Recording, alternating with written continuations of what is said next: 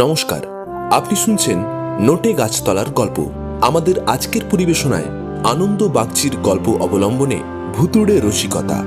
গণপতির মায়ের চরিত্রে রুমনি, অবনীর চরিত্রে ছন্দক চৌধুরী, গল্পপাঠ লালু, গণপতি এবং ফটিকের চরিত্রে আমি প্রীতম গাঙ্গুলি। শুরু হচ্ছে আনন্দ বাগচির গল্প ভুতুড়ে রসিকতা।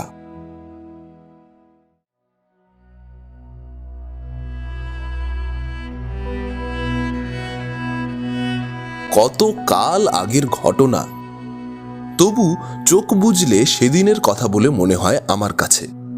কিছুতেই ভুলতে পারি না। এতকাল পরে এই কলকাতায় বসেও গায়ে কাঁটা দেয়। ঘটনাটা লিখতে বসে এই রাত্রিরে এখনো আমার গায়ের লোম খাড়া হয়ে উঠেছে। সত্যি সত্যি।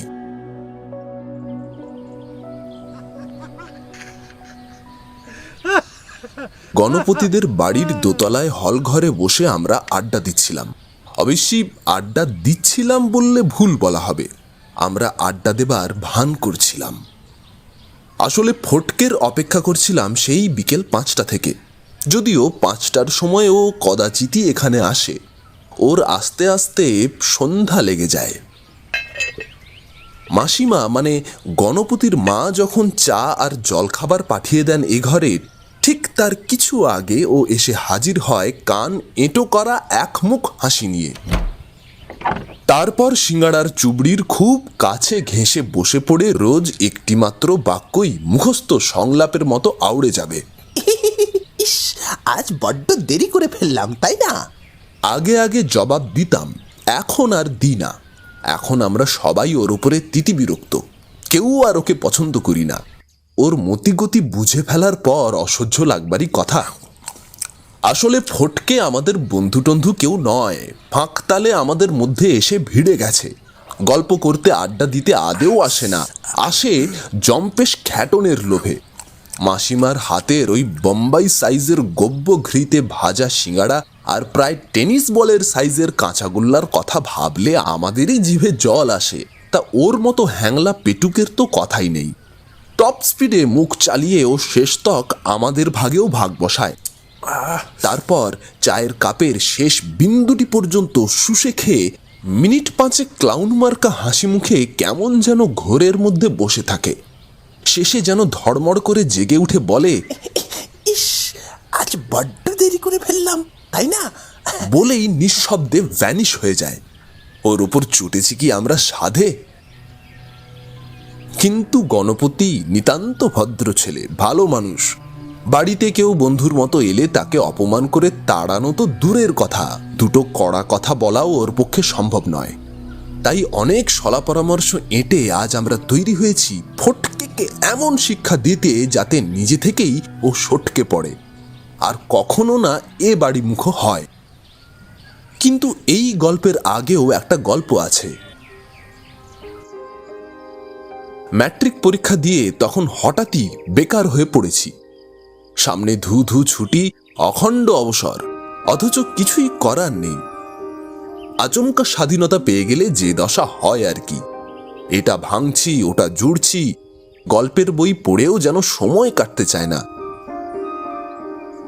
সকাল বিকেল টোটো কোম্পানির বিনে মাইনের চাকরি বেছে নিয়েছি শেষ স্তক। আহিরিটলায় বিকে পাল অ্যাভিনিউতে তখন দুপুরবেলায় ছেলেরা সাইকেল শিখত। শহর তখন কিরকম ফাঁকা ছিল বুঝতেই পারো। ঘন্টা পিছু নামমাত্র ভাড়ায় সাইকেল ভাড়া পাওয়া যেত। সাইকেল জানাই ছিল আমাদের। শুধু পুরনো অভ্যেস ঝালাই করতে উঠে পড়ে লেগে গেলাম আমরা। 2 চাকার ভাড়া করা পক্ষীরাজ ছুটিয়ে আমরা শহরতলির তেপান্তরে চলে গিয়েছিলাম সেদিন। শুধু আমাদের ঘোড়ার নয়, আমাদেরও তখন পাখা গজিয়েছে। এক এক দিন এক এক দিক আবিষ্কার করতে বেরিয়ে পড়ি। আজ শুনলে হাসবে তোমরা, কিন্তু তখন কলকাতা শহরটাকেই অনেক বড় মনে হতো। শহরতলি মানেই যেন বিদেশ। আহিরিটলা থেকে চিড়িয়ার মোড় কিংবা ঘুঘুডাঙ্গা তখন অনেক দূর। বিটি রোড দিয়ে এত বাস, মিনি ট্যাক্সি তো তখন চলতো না। সেটা ছিল পায়ে হাঁটার যুগ। টালার নতুন পুল পেরিয়ে সবে পাকপাড়ার মুখে পৌঁছেছি, অমনি কে যেন ডাকলো আমাদের নাম ধরে। এই লালু, অবনী। আমি, লালু আর অবনী সাইকেল থামিয়ে ঘাড় ফিরিয়ে দেখি গণপতি। গণপতি সামন্ত ওরিয়েন্টাল স্কুলে ক্লাস 9-এ এসে ভর্তি হয়েছিল। সামান্য বন্ধুত্ব ছিল, এক সেকশনেই পড়ি বলে, কিন্তু ঘনিষ্ঠতা ছিল না। তবু পোশাক আশাকে আর হালচালে বুঝতাম ও আমাদের মতো নয়, বড় লোকের ছেলে। হাতে একগোছা নেমন্তন্নের চিঠি নিয়ে ও এগিয়ে এলো আমাদের দিকে। তোমরা এদিকে? এই বেড়াচ্ছি। কিন্তু তুমি এদিকেই থাকো বুঝি? না, তবে এবার থাকবো। রাস্তায় চিঠি দিলাম বলে কিছু মনে করো না। কাল আমাদের নতুন বাড়িতে গৃহপ্রবেশের নেমন্তন্ন, এসো কিন্তু। মনে করব কি নেমন্তন্নটা লুফে নিলাম। পরদিন গিয়ে দেখি নতুন বাড়ি ঠিক না, একটা পুরনো বাগান বাড়িকেই ঘষে মেজে চমৎকার 3 তলা বানানো হয়েছে। আর এলাহি আয়োজন করেছেন গণপতির বাবা। খেয়ে দিয়ে আমরা ফিরে আসছিলাম, কিন্তু গণপতি ওর বাড়ি সবার সঙ্গে আলাপ করিয়ে দিল। আমরা ওর স্কুলের বন্ধু শুনে সবাই খুব খুশি। ওর মা তো বলেই বসলেন, বা ভালোই তো, বলো। রোজ বিকেলে তোমরা বেড়াতে বেড়াতে চলে আসবে। নতুন এ পাড়ায় এসে গনুও বড্ড একলা হয়ে গেছে। সেই থেকে আমরা গণপতির বন্ধু। রোজ আসি গল্প করতে। চারপাশ খোলামেলা, ফাঁকা, চমৎকার, বেড়াতে আসার মতো জায়গায় বটে। দোতলার হলঘরটায় বসে নিরিবিলিতে জমিয়ে আড্ডা দিই। নিমাই 5 ফরমাস খাটে, চা জল খাবার পৌঁছে দিয়ে যায়। প্রথম রাউন্ডে আসে বড় 1 গ্লাস করে ঘরে পাকানো গুলাবি লস্যি। আহিরিটলার ঘিঞ্জি পাড়া আর মুড়ি তেল ভাজার জগৎ থেকে বেরিয়ে এসে সত্যি স্বস্তির নিঃশ্বাস ফেলি আমরা। শুধু অস্বস্তি ওই ফটিকচন্দ্র, ও মাঝখানে এসেই যা রসভঙ্গ করে। আমাদের নিরঙ্কুশ আড্ডায় বেরসিকের মতো থাবা বসায়। যেমন মোটা চেহারা তেমনি মোটা বুদ্ধি ছেলেটার, আর এমন কিম্ভূত রুচি। চুনট করা ধুতি আর গিলে করা পাঞ্জাবি পরে গায়ে একগাদা সেন্ট ঢেলে যেন ধেড়ে নিতবর সেজে হাজির হয়। এই বয়সে এই চেহারায় কেউ আড্ডা দিতে আসে ভাবাই যায় না। সিঁড়ির মুখে ওর জুতোর শব্দ পাওয়ার আগেই ওর সেন্টের গন্ধ পাই। এসেই সরু মেয়েলি গলায় ওর মুখস্থ বয়ান ছুড়ে দেয় আমাদের দিকে। লালু বাঁকা গলায় আমার কানে কানে বলে, বাবু কালচার। শেষে থাকতে না পেরে একদিন বলেই ফেললাম গণপতিকে, তোমার বন্ধুটি ভাই কেমন যেন, কিছু মনে করো না। ফটিক সেই মাত্র 1 রাস সিঙ্গাড়া আর কাঁচাগোল্লাকে গোল্লায় পাঠিয়ে উঠে গেছে। গণপতি আমাদের কথায় চমকে উঠে বলল, কার কথা বলছো? কেন, ফটিকচন্দ্র। আমি গলায় ঝাঁঝ মিশিয়ে বলি, আড্ডাটাকে রোজ কেমন মাটি করে দেয়। এবার দ্বিতীয় দফা চমকাবার পালা গণপতির। বলল, সে কি, ও তো তোমাদের সঙ্গে আসে, আমি ভাবি তোমাদের বন্ধু। লালু বলল, না, আমরা কসমিন কালেও আগে ওকে দেখিনি। অবনী বলল, গৃহপ্রবেশের দিন প্রথম দেখেছি। আমার পাশে বসে 36খানা লুচি আর 25টা রসগোল্লা খেয়েছিল রাক্ষসের মতো। কিরে, ঠিক না? আমার দিকে সমর্থনের চোখে তাকালো অবনী। আমি বললাম, হ্যাঁ ভাই, ওর খাদ্য তালিকাটা ওই রসগোল্লা আর লুচিতেই ঠেকে থাকেনি সেদিন। আমি তো ভেবেছিলাম ব্যাটা সেই রাত্রিরে কলেরা হয়ে মরবে। যা, ওরকম বলিসনি, খেতে একটু ভালোবাসে আর কি। লালু চটে গেল, বলল, একটু? ওকে তুই একটু খাওয়া বলিস? খাওয়া ছাড়াও জানে এটা কি? এখানে কেউ আড্ডা দিতে আসে ভাবিস? রাম ছাগল বেটা। আমি চিন্তিত গলায় বললাম, যে ছাগলই হোক, আমি ভাবছি রহস্যটা কি?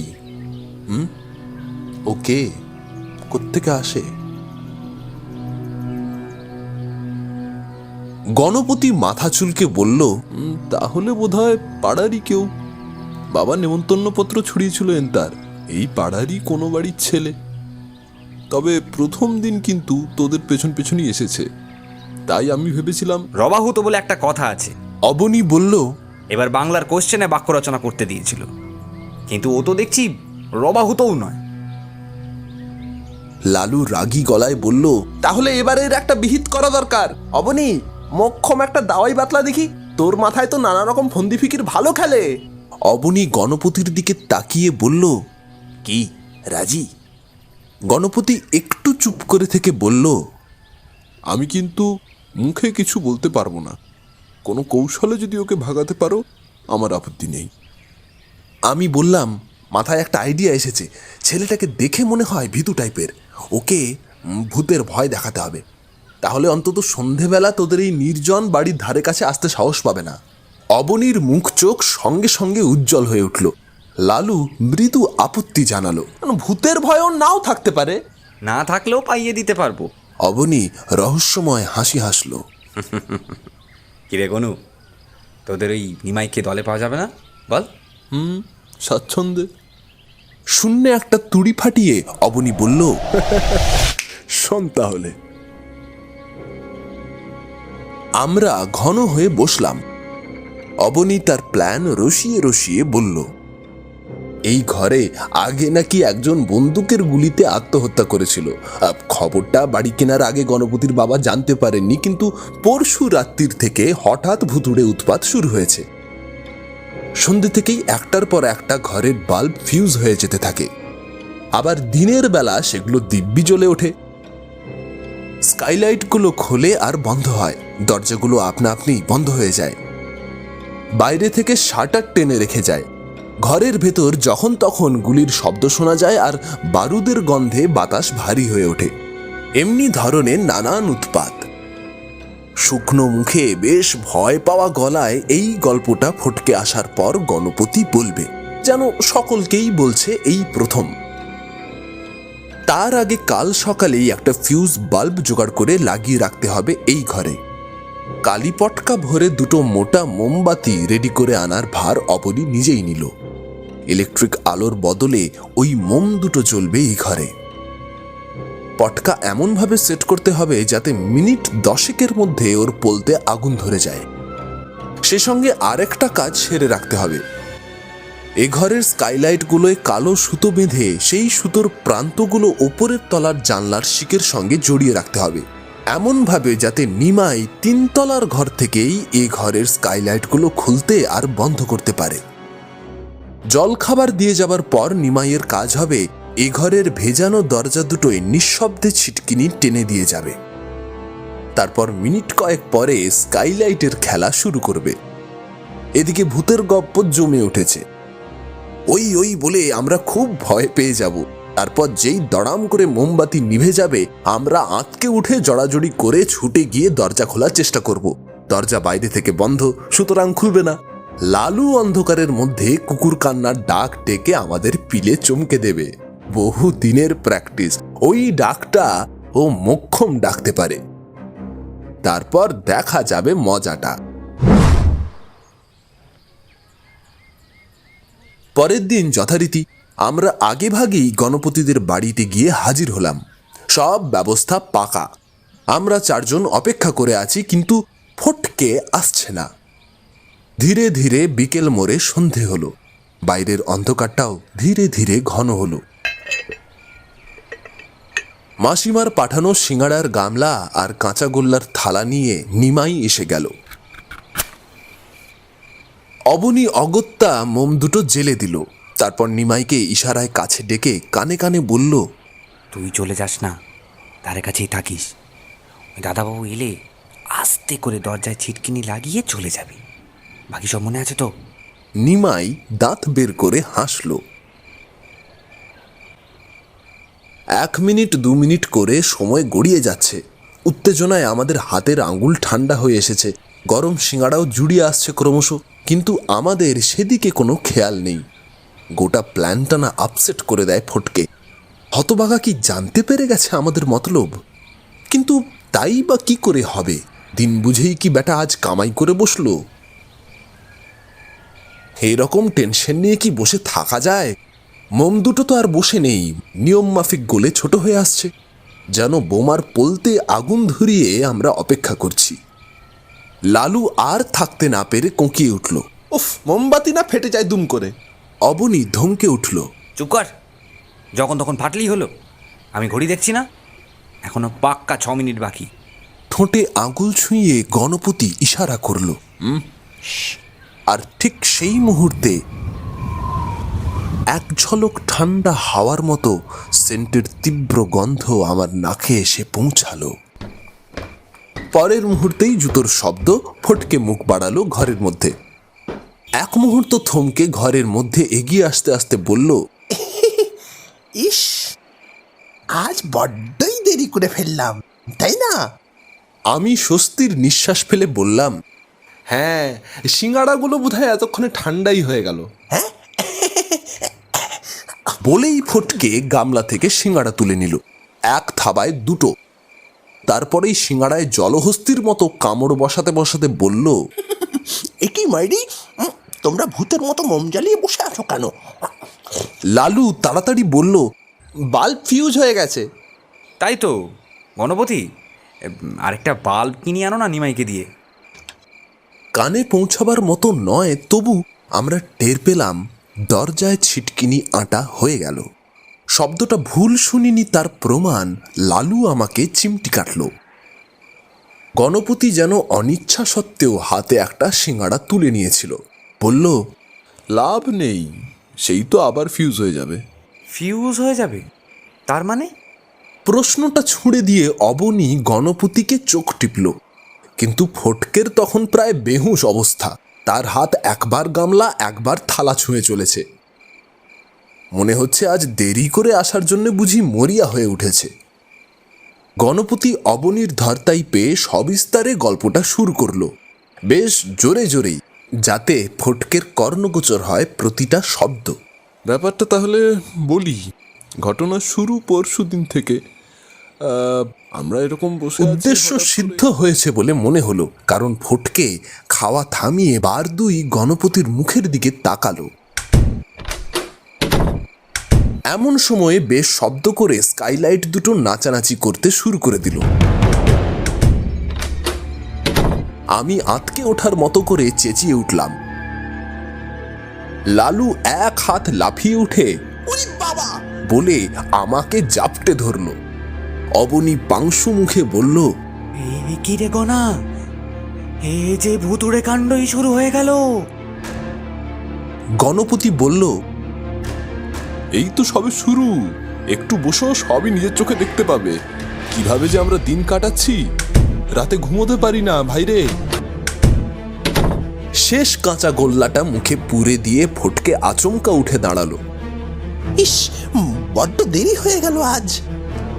তার মুখ দেখে ঠিক বোঝা যাচ্ছিল না, কিন্তু সত্যি ভয় পেয়েছে। টের পেয়ে আনন্দই হচ্ছিল আমার।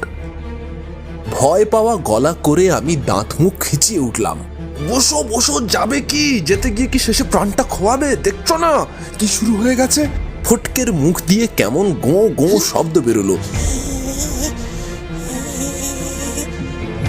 আর ঠিক সেই মুহূর্তে আমাদের বহুক্ষণের উত্তেজনার অবসান ঘটিয়ে বন্ধ ঘরের মধ্যে পরপর দুটো বোমা ফাটার আওয়াজ হলো। মোমবাতি দুটো ছিটকে গিয়ে ঘর অন্ধকার হয়ে গেল। সেই সঙ্গে আর্তচিৎকার, হুড়োহুড়ি। দরজা খোল। অবনীর গলা পেলাম দরজার কাছ থেকে। কি কে আটকে দিল বাইরে থেকে?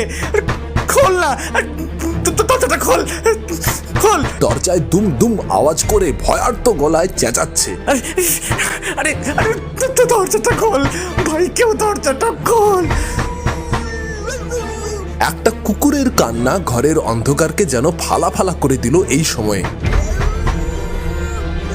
সেই সঙ্গে গণপতির আর্তনাদ, ছাড় ছাড়, এই ছাড়। একটা ঝাপটা ঝাপটির শব্দ। পেতলের গামলা আর থালাটা ছিটকে পড়লো মেঝের ওপর ঝনঝন করে। হঠাৎ মনে হলো বরফের মতো ঠান্ডা দুখানা হাত সাঁড়াশির মতো আমার গলা চেপে ধরেছে। প্রাণপণে চেঁচাতে গেলাম, কিন্তু আমার গলা দিয়ে গোঙানির মতো সামান্য একটু আওয়াজ বেরোলো মাত্র। জ্ঞান হারিয়ে ফেলার মুহূর্তে বুঝতে পারলাম আমাদের তৈরি ছকের বাইরে ভয়ঙ্কর কিছু একটা ঘটছে।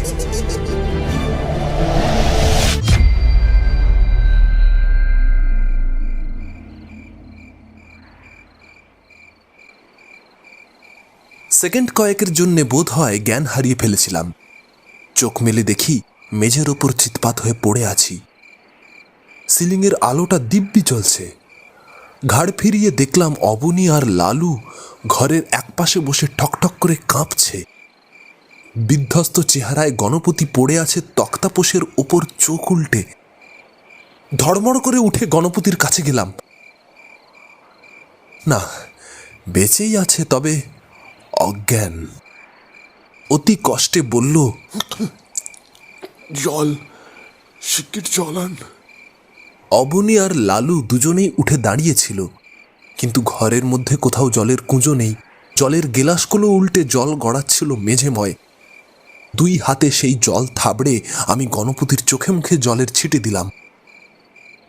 লালু ছুটে গেল দরজা খুলে নিমাইকে ডাকতে, কিন্তু দরজা বাইরে থেকে বন্ধ। অবনী আঁতকে উঠে বলল, আরে এ কি কাণ্ড! ফটকে ফটকে গেল কোথায়? সত্যি আমাদের কারোর মনেই ছিল না ফটিকের কথা।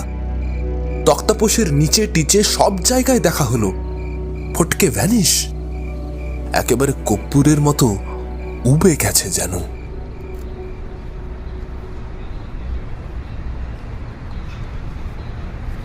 এরপরে আর কোনোদিন ফটকে ও বাড়িতে আসেনি, আমরাও যাইনি। পরে শুনেছিলাম ঘটনাটা। ফটিকচন্দ্র কুণ্ডু বলে একটা ছেলে সত্যিই ছিল গণপতিদের পাড়ায়, কিন্তু সে ছিলই, এখন নেই। কমাস আগে নাকি দীঘার দিকে কোথায় বরযাত্রী যাচ্ছিল বাসে করে।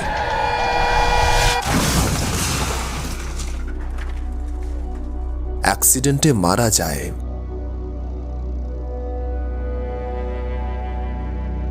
তারপর তাকে ওপাড়ার নেমন্তন্ন বাড়িতে কেউ কেউ দেখেছে, ওই বরযাত্রীর পোশাকেই, গিলে করা পাঞ্জাবি, চুনট করা ধুতি, গায়ে সেন্টের গন্ধ।